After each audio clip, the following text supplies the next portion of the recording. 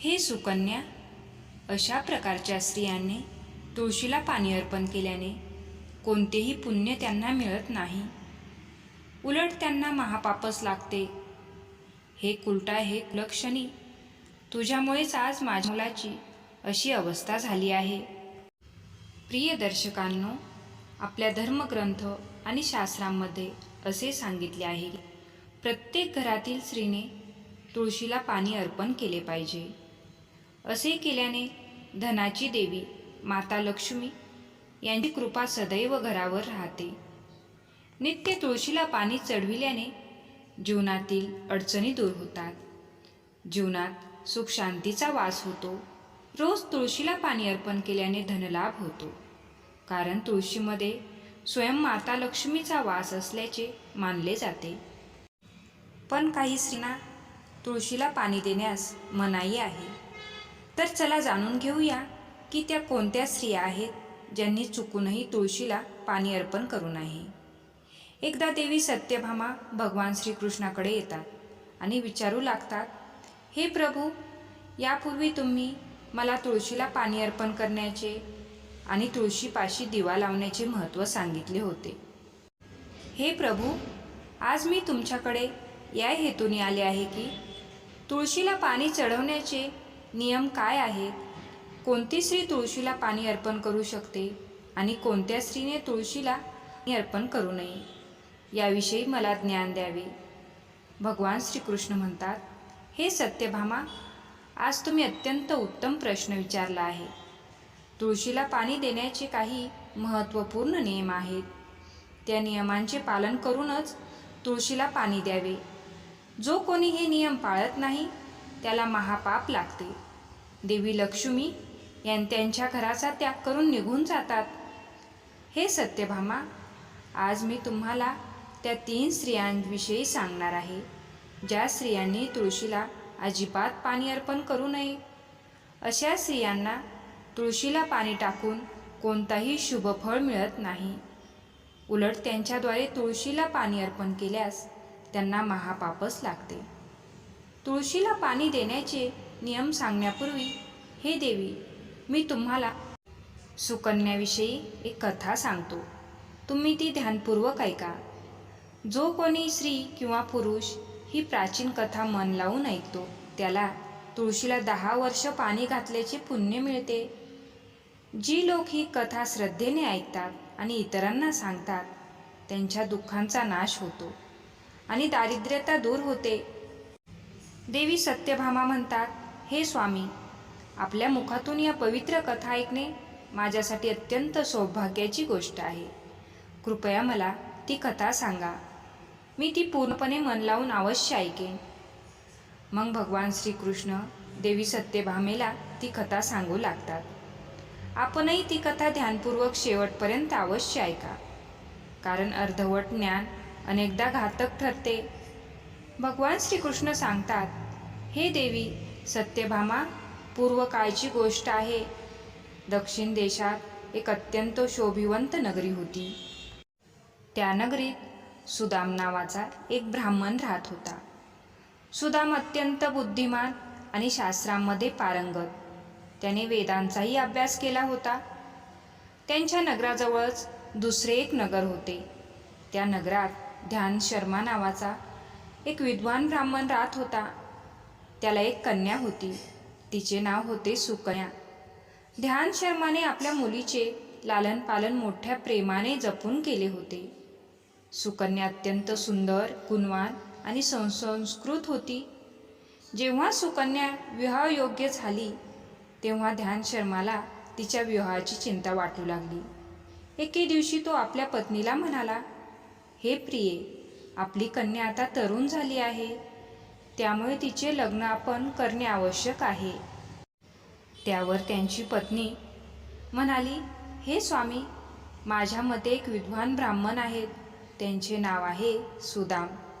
आपल्या मुलीचे लग्न त्या श्रेष्ठ ब्राह्मणासोबत केल्यास आपली मुलगी अत्यंत सुखी राहील. ध्यान शर्मा म्हणाला, हे प्रिये, तू अगदी बरोबर बोललीस. मी सुद्धा सुदामबद्दल खूप ऐकले आहे. आपण मुलीचे लग्न त्यांच्यासोबत करू. उद्या मी स्वतः विवाहाचा प्रस्ताव घेऊन त्यांच्या घरी जाईन.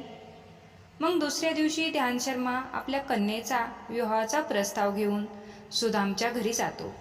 तेव्हा सुदाम आपल्या मातापित्यांची सेवा करत असतो. सुदाम आपल्या आईवडिलांची मनापासून सेवा करताना पाहून ध्यानशर्मा आनंदित होतो. तो मनात विचार करतो, अरे वा, हा ब्राह्मण तर किती उदात्त स्वभावाचा आहे, किती आदराने आईवडिलांची सेवा करतो. सुदाम जेव्हा ध्यानशर्माला दारात उभा पाहतो तेव्हा आदराने त्यांचे स्वागत करून म्हणतो, हे विप्रवर, तुमचे स्वागत आहे. या, बसा. सांगा, मी आपली कशी मदत करू शकतो. सुदामचा आदर आतिथ्य पाहून ध्यानशर्मा फार प्रसन्न होतो. त्याला दिसते की सुदामचे घर अत्यंत स्वच्छ, पवित्र आणि सात्विक आहे. घराच्या समोरच तुळशीचे रोप आणि घरात भगवान विष्णूंची सुंदर प्रतिमा होती. हे पाहून ध्यानशर्माला खात्री पडते की सुदाम हाच त्यांच्या कन्येसाठी सर्वोत्तम वर आहे. मग ध्यानशर्मा म्हणतो की, हे विप्रवर, मी आज आपल्याजवळ माझ्या कन्येच्या विवाहाचा प्रस्ताव घेऊन आलो आहे. माझ्या मुलीसाठी आपल्या समान उत्तम वर दुसरा कोणी नाही. हे ऐकून सुदामचे मातापिता आनंदित होतात आणि सुदामला विवाहास मान्यता देतात. सुदामही विवाहाला तयार होतो. शुभमुहूर्त ठरवला जातो आणि पवित्र विधीनुसार सुदाम व सुकन्या यांच्या विवाहाची मंगळपूर्वक प्रसन्नता संपन्नता होते. सुकन्येच्या सौंदर्याने आणि मनमोहक रूपाने सुदाम अत्यंत प्रसन्न होतो. सुकन्या अत्यंत गुणवान आणि चारित्र्यवान स्त्री होती. विवाहानंतर जेव्हा सुकन्या सुदामच्या घरी गेली तेव्हा ती आपल्या पतीची आणि सासू सासऱ्यांची मनापासून सेवा करू लागली. मधुर वाणी आणि सेवाभावी स्वभावामुळे तिने सर्वांच्या मनावर राज्य केले. तिचे सासरचे लोक तिच्या प्रत्येक कार्याने अत्यंत संतुष्ट होते. सुकन्या दररोज आपल्या पतीपेक्षा आधी उठून घराचे अंगण झाडून स्वच्छ करत, त्यानंतर घरातील साफसफाई करून ती स्नान करून मग ती नित्य तुळशीला पाणी अर्पण करीत आणि मग पूजा घरात जाऊन भगवान विष्णू आणि माता लक्ष्मींची पूजा करीत असे.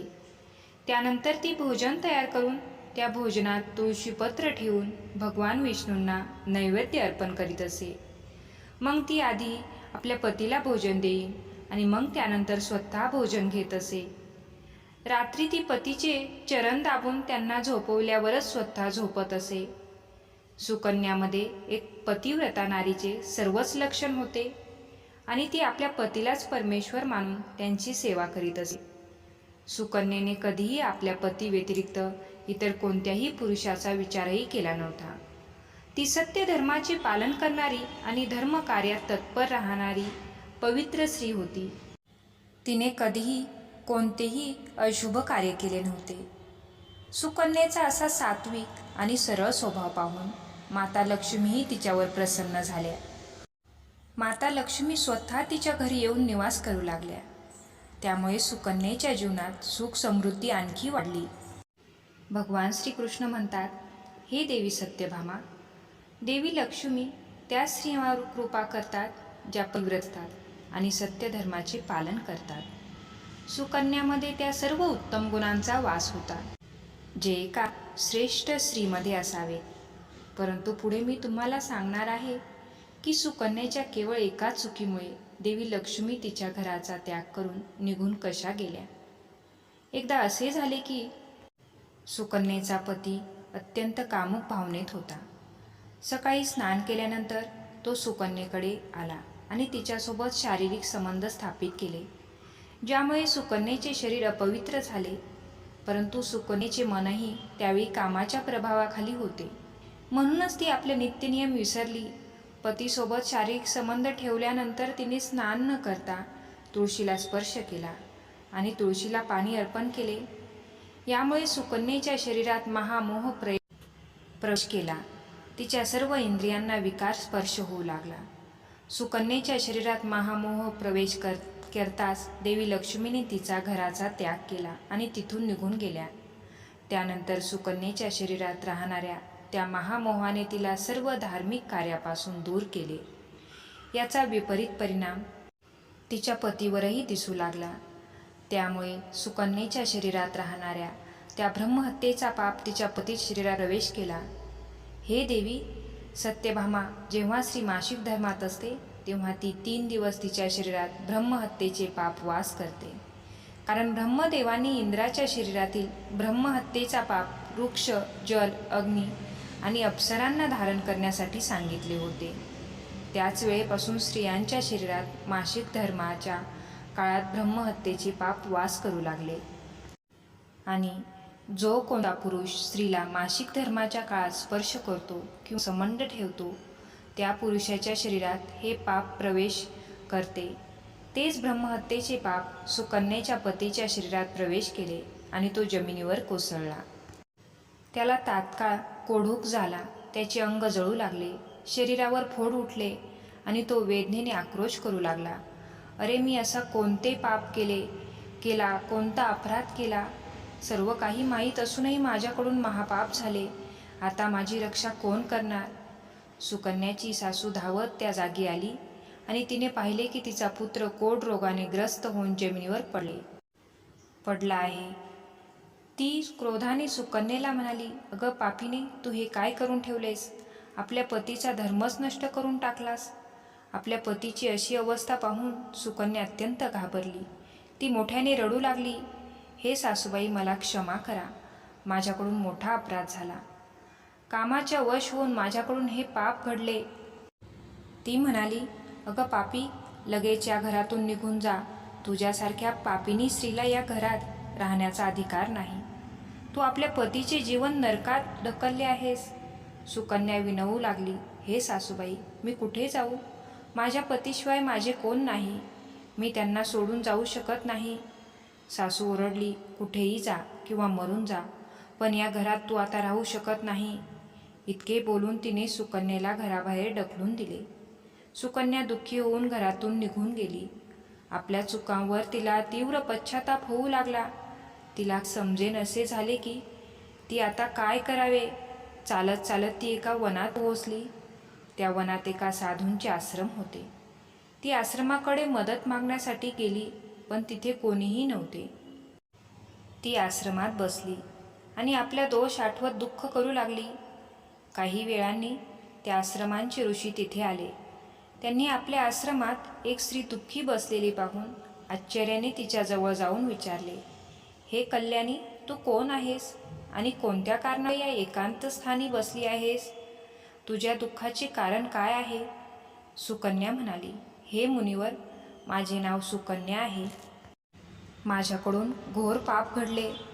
त्या कारणाने मी माझ्या कुटुंबापासून दूर होऊन इथे आले आहे. ऋषी म्हणाले, हे देवी, हे काय म्हणतेस तू? कोणते पाप केले? सर्व सांग. मी तुझी काही मदत करू शकलो तर नक्की प्रयत्न करीन. सुकन्या म्हणाली, हे मुनिवर, माझ्याकडून मोठे पाप घडले. मासिक धर्माच्या काळात मी पतीसोबत संबंध ठेवले.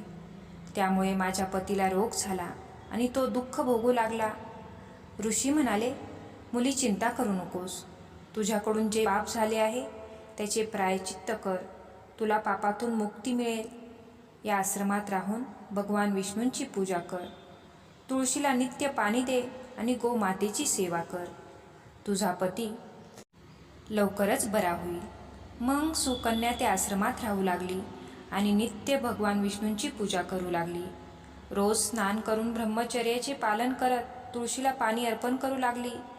तुळशीपत्र भगवान विष्णूंना नैवेद्य म्हणून अर्पण करू लागली. ती गायांना चारा घालू लागली, त्यांची सेवा करू लागली. दिवसभर ती भगवान विष्णूंच्या मूर्तीसमोर बसून भजन पूजन करीत असे. रीतीने 1 वर्ष पूर्ण झाले. भगवान विष्णू सुकन्येची दृढ निष्ठा आणि अपार भक्ती पाहून अत्यंत प्रसन्न झाले आणि तिला प्रत्यक्ष दर्शन दिले. भगवान विष्णूंना समोर पाहून उभे पाहताच सुकन्या वारंवार त्यांना प्रणाम करू लागली. भगवान म्हणाले, हे पुत्री, तू अत्यंत श्रद्धा आणि भक्तिभावाने माझी आराधना केली आहेस, म्हणून मी तुझ्यावर प्रसन्न झालो आहे. सांग, तुला कोणती इच्छा आहे? सुकन्या म्हणाली, हे प्रभू, कृपया मला सांगा, माझ्या कोणत्या दोषामुळे माझ्यात काम उत्पन्न झाले आणि माझ्याकडून घोर पाप घडले, ज्यामुळे माझ्या पतीला कोढरोग झाला. भगवान विष्णू म्हणाले, हे पुत्री, आता ध्यानपूर्वक ऐक. अनावधानाने तुझ्याकडून एक पाप झाले होते, ज्यामुळे तुझ्यामध्ये महामोह प्रवेशला. एके दिवशी पतीसोबत संबंध केल्यानंतर तू स्नान न करता तुळशीला पाणी दिलेस. पती पत्नी रतिक्रिया करतात तेव्हा त्यांचे शरीर अपवित्र होते आणि अशा अवस्थेत तुळशीला कधीही स्पर्श करायचा नसतो, कारण तुळशी लक्ष्मीचे रूप. तू अपवित्र अवस्थेत तुळशीला पाणी अर्पण केलेस. त्या कारणाने देवी लक्ष्मी तुझ्या घराचा त्याग करून निघून गेल्या आणि महामोहाने तुझ्यामध्ये प्रवेश केला. त्या महामोहामुळे तुझ्यात आणि तुझ्या पतीत कामाचा प्रभाव वाढत गेला आणि मासिक धर्माच्या काळात पतीसोबत संसर्ग केल्यामुळे तुझ्या पतीला कोढरोग झाला. सुकन्या म्हणाली, हे प्रभू, अनावधानाने माझ्याकडून हे मोठले. आता या पापाचे प्रायचित्त काय आहे? भगवान विष्णू म्हणाले, हे सुकन्या, तू 1 वर्ष ब्रह्मचर्य व्रत पाळलेस, त्यामुळे तुझे प्रायचित्त पूर्ण झाले. तू आता पापमुक्त आहेस. सुकन्या म्हणाली, हे प्रभू, कृपया मला सांगा, कोणत्या अवस्थेत तुळशीला पाणी द्यावे आणि कोणत्या अवस्थेत देऊ नये? तसेच तुळशीला पाणी देण्याचे नियम काय आहे? भगवान विष्णू म्हणाले, हे सुकन्या, आता मी तुळशीला पाणी देण्याचे नियम सांगतो. तू हे लक्षपूर्वक ऐक. हे पुत्री, तुळस हा अत्यंत पवित्र वनस्पती आहे. तो मला फार सर्वात प्रिय आहे, म्हणूनच त्याची सात्विकता सदैव टिकून राहिली पाहिजे. या पवित्र वनस्पतीला कधीही अपवित्र अवस्थेत स्पर्श करायचा नसतो. ज्या स्त्रीला मासिक धर्म सुरू असेल अशा स्त्रीने ह्या वनस्पतीला कधीही स्पर्श करू नये. मासिक धर्माच्या काळात स्त्रीच्या शरीरात ब्रह्महत्येचे पाप निवास करते. अशा अवस्थेत स्त्रीने तुळशीला पाणी देऊ नये. कोणत्याही स्त्री किंवा पुरुषाने संबंध ठेवल्यानंतर तुळशीच्या वनस्पतीला स्पर्श करू नये आणि तिला पाणीही देऊ नये. संबंध झाल्यानंतर स्त्री व पुरुषाने शरीर अपवित्र होते. अशा अपवित्र अवस्थेत तुळशीच्या वनस्पतीला स्पर्श केल्यास दोष लागतो. देवी लक्ष्मी अशा ठिकाणाचा त्याग करून निघून जातात. हे पुत्री, जी आपल्या पतीचा त्याग करून निघून गेलेली असेल, जी स्त्री विवाहानंतर आपल्या पतीला सोडून इतर पुरुषासोबत निवास करत असेल, अशा स्त्रीने देखील तुळशीला पाणी चढवू नये. तुळशीची पूजा करण्याचा अधिकार फक्त पतिव्रता स्त्रियांनाच आहे. जी स्त्री सती असते तिने तुळशीला पाणी चढवू नये. हे सुकन्या, आता मी तुळशीला पाणी देण्यासंबंधी महत्त्वाचे नियम सांगितले आहेत. तू हे लक्षात ठेव. तेव्हा सुकन्या म्हणते, हे प्रभू, माझे पती कोढ रोगाने पीडित आहेत. कृपया माझ्या पतीला या रोगातून मुक्त करा. तेव्हा भगवान विष्णू म्हणतात, हे सुकन्या, तू तुळशीच्या वृक्षाची 1 वर्ष पूजा केली आहेस. हा अत्यंत पवित्र असा वनस्पती आहे. आता तू याची पानं घेऊन आपल्या पतीला खायला घाल. त्याचा रोग आणि पापापासून नाश होईल. इतके सांगून भगवान विष्णू अंतर्धान होतात. हे ऐकून सुकन्या अतिशय आनंदित होते आणि भगवान विष्णूंना वारंवार प्रणाम करून कृतज्ञता व्यक्त करते. मग सुकन्या त्या तुळशीच्या वनस्पतीची काही पानं तोडून घरी जाते आणि आपल्या कोढ रोगग्रस्त पतीला खायला देते. तुळशीची पानं खाताच तिचे पती क्षणात बरे होतात. सुकन्येच्या सासूने जेव्हा हा चमत्कार पाहिला तेव्हा त्या देखील फार प्रसन्न होतात आणि नंतर सर्वजण सुखाने राहू लागतात. धन्यवाद.